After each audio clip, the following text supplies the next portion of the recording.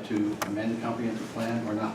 If they decide not to amend the comprehensive plan, they then have to decide whether or not they can even rezone if the comprehensive plan is not passed. But if they change the comprehensive plan by a vote, which is pending local law before them, and they also vote to change the zoning, which is in a pending local law before them, then the project would be permissible as far as zoning goes. If they don't pass those laws, then it would not be permissible, and the planning board could not approve the project. If there's anything in writing that would kind of lay out the diagram of the process, that would be really helpful. I'm just asking if there's anything you can provide that would be very helpful. Well, there's nothing that I know that exists that sets out the whole process with respect to what's happening here, because you're dealing with the various approval processes of the planning board as to site plan, special permit, subdivision, as well as the town board's consideration of those two local laws, and the introduction and intertwining of seeker with respect to both of those decision-making processes. And so there are various charts, you can get them online, that deal with the flow chart for seeker. But there's nothing that I know that exists that has a flow chart with respect to incorporating all of these different aspects into a combined flow chart, if that's what you're looking for. And then my very last comment would be, since there are changes being proposed to the comprehensive plan, is what you're saying is going to be part of this process. When do the citizens of the town get to give their opinion? I think a referendum would be a very good idea. Thank you. Okay, well, I'll just make a comment. There was already a public input at the same time for the draft environmental impact statement. The public hearings were held as to the local laws for both the comprehensive plan and the zone change. That was on 2 different nights. It was continued. And referenda are not permitted except in certain identified circumstances set out in state law. And a referendum on whether or not to change zoning or to change comprehensive plan is not one of those topics. It's just not provided for in New York law. It's very different in California and other western states where if you get enough petitions, you can have a referendum on anything. It's not the case in New York. The history within Goshen regarding the zoning and comprehensive plan, since I've been on the board, the comprehensive plan was redone, and that's comprehensive plan and the zoning in 2004. And it takes about a year of study before you do that. There's public hearings, etc. Then again in 2009, we did it again, 5 years later, but we started back in 8, getting ready for all of that. We started it again in 14 to study this. We hired Dennis Lindsay of H2M Engineering, myself, the building office, and the board. And we started it. And then before we were working on it for some time. And then the issue of solar and wind energy, passive energy, came on the forefront. So we postponed the zoning and the master plan so we could help the farmers and others figure out what they wanted to do relative to solar energy. Because solar companies were sending all the farmers, and there are basically 150 dairy farmers and there's only 2 left, that were getting letters saying, we'd like to come and lease your land and do this and do that. It's fraught with problems. So we took almost 11 months to go through that and in all the public hearings, and we passed that. Well, as soon as that finished, then Legoland came on the scene and were consumed with this. And so I talked to the engineer yesterday. I said, well, whenever this finishes in the next 2 or 3 months, okay, we need to sit down and go back and pick up where we left off with the zoning changes and the master plan. The master plan and zoning, they're good about 5 years. Some towns have them 10 years. And then they change again because things change. The world in which we live changes. So that's how that works. It's not forever. It's not you do this and then you never look at it again. She wasn't saying Thank you that. very much. You're quite well. Appreciate the responses. Yep. Okay, Ken McNally.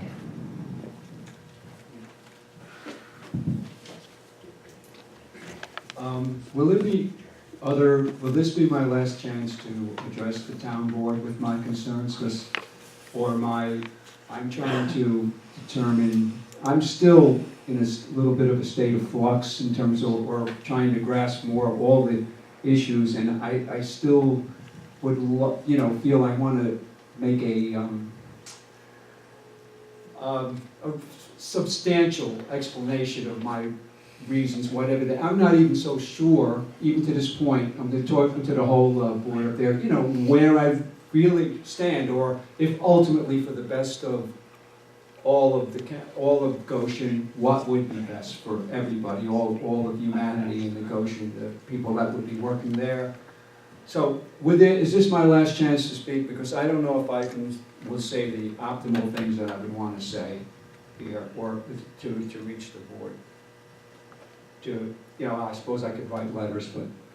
Well, we try to limit it to 3 minutes, okay, for your input. Okay? And we try not to debate or negotiate in this meeting. What I meant is this, right. Yeah. This is the last meeting. We have several more board meetings coming up. Yeah, I mean, it depends on how it moves through the planning board with the finding statement. Well, there's still presently time left until August 4th for anyone to submit a comment concerning the final environmental impact statement. And that will be considered by the planning board in coming up with a finding statement. And then the board also has to consider the finding statement. That's one avenue in which you can. I think that, in the interest of time, because I'm a little afraid, can you give me an extra minute or so? Go for it. Thanks. Yeah. I'll just go with what I was going to say. It may seem a little general. I want to say that I'm not thrilled to be here. I'm not a person all my life. I've always found, like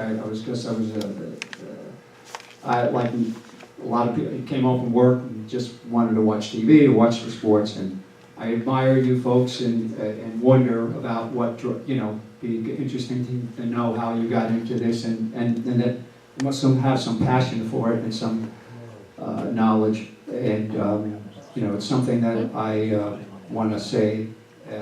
I respect that. But my point is, this is, and I'm saying, there's a number of things I'm scared about. I'm scared about the water I'll be drinking. I don't want water, I don't want to sound dumb, because to read all of this stuff, to look at the FEIS, to try to find out, I could go to the village meetings and try to ask there, could you explain to me about this water that I'll be potentially drinking? That everybody will be, it's coming from there. I think I said the last meeting, I like, again, sounding silly maybe, I like the water from the reservoir rather than there. And I've heard, it's not all definite. I also mentioned that it's not all definite in the sense of clear to me, no pun intended, about what this water will be, situation will be like, what we're getting. I've also heard, and I don't know 30 years from now whether that will seem like tidbits, the millions that you'll be getting a year, or 1 to 2 million. I have lots of concerns. My point was going to be this. I wanted to say this, there's a social psychologist who wrote a book, and he did a study of people that went to MIT. He gave brain teasers. There's one that goes, this will be a little off the wall, but if a bat costs $1, a package of a bat and a ball costs $1.10, and the bat costs $1, how much does the ball cost? Right? Well, 50% of MIT, Princeton students got this wrong. It isn't 10 cents. That's the intuitive thing. My point in bringing that up is, a lot of times it's hard to do the work. You guys are on that board now. I'm kind of saying this. You're on at a time where a big decision is going to be made about.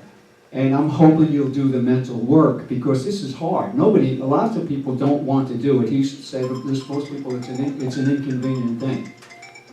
So I would ask you because it is affecting everybody in the county and here in Goshen in particular. What you have to, you hopefully will think this through, and I'm appealing to your conscientiousness to really think this through, and it's a hard thing to do, and also to ask questions. Another thing, I'm a little nervous because I know I'm going past my time and I don't want to sound like fidgety, but Take your time. another thing is, thank you. Another point regarding that is that a lot of times it's just a group process. I have a bachelor's in psychology and I worked in the mental health field.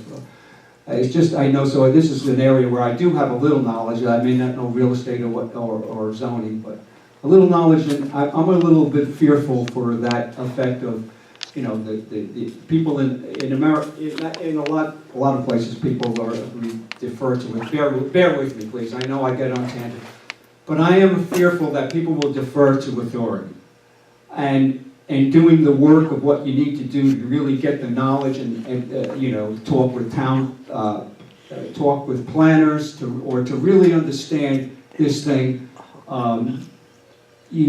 The effort that would go into it, it might be tempting to just say, and this is a fact in psychology, a group of people will say, well, he seems smarter than me, he knows more, I'll defer to what he thinks because I don't think I know that much about it.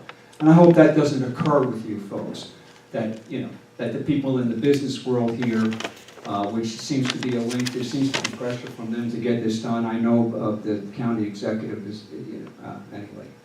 I'm afraid I'm going to be saying things I don't really not that clearly, but I just feel there is pressure to kind of get this done.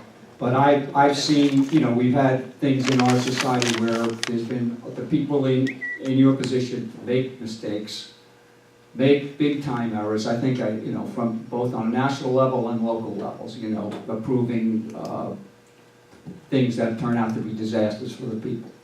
And I would hope that you will be able to stand up and know that you've done your own due diligence, and that you cannot, and that you will not be awed by authorities who may look like they've done their due diligence, but haven't.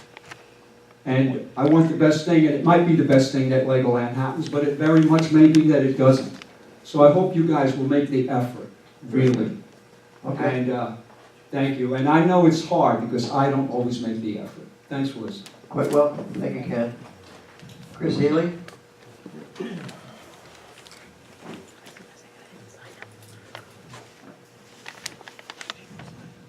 Now that I get up here, I think Ken said everything I wanted to say. But Dr. Robert Cialdini wrote a book. It's called The Psychology of Persuasion. It's the best book I ever read. Full disclosure, it might be the only book I've ever read, but it is a really great book. And what Dr. Cialdini did is he identified 6 rules that you can use to get someone to do things for you and make them feel good about it. Some would call them rules of persuasion, and used incorrectly, they're the rules of coercion. They are the rule of reciprocity, the rule of commitment and consistency, the rule of social proof, the rule of liking, the rule of authority, and the rule of scarcity. The board has fallen victim to each of these rules at some point in the last year, at least most of the board has. And I don't have time to speak of all these rules, but one needs to be mentioned. It's the rule of commitment and consistency. And it says people have the desire to look consistent within their words, their beliefs, their attitudes, and their deeds. So once we take a stand on an issue, it is very hard for us to go back on that stance. It creates a cognitive dissonance for us. The drive to look and to be consistent constitutes a highly potent weapon of social influence, often causing us to act in ways that are clearly contrary to our best interests. Commitment decisions. Commitment decisions, even erroneous ones, have a tendency to be self-perpetuating because they grow their own legs. That is, people often add new reasons, justifications to support the wisdom of the commitments they've already made. As a consequence, some commitments remain in effect long after the conditions that spurred them have changed. Now, one day, the county executive met with Maryland people at Stewart Airport with a party bus, paraded them around the county looking at property, and I'm sure it felt good to be chosen. I'll bet the flash of dollar signs looked great. I'm sure the promise of jobs sounded wonderful. But now that you've heard the truth about the traffic, and it has not been mitigated. That report we heard last week from the planning board didn't even account for a rainstorm or let alone traffic accidents. Now that you've heard about the pollution, now that you've heard about the damage to the watershed, now that you know most of the jobs will be minimum wage, now that you've seen that, dare I say most of the taxpayers in this town don't want this project. Now that you have doubts about the success of this project, you must ask yourself, if I could go back in time, would I make the same commitment? If you were for it, it's okay to change your mind. It's okay to say no. And if you do, as a thank you, I will give you this shirt off my back. Thank you very much. Nick? You can keep it. You want it.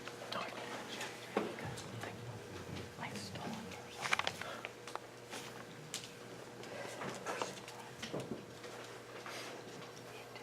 Good evening. I've had a couple questions answered already. Melissa isn't here. I was going to ask her how our playground was coming along. George answered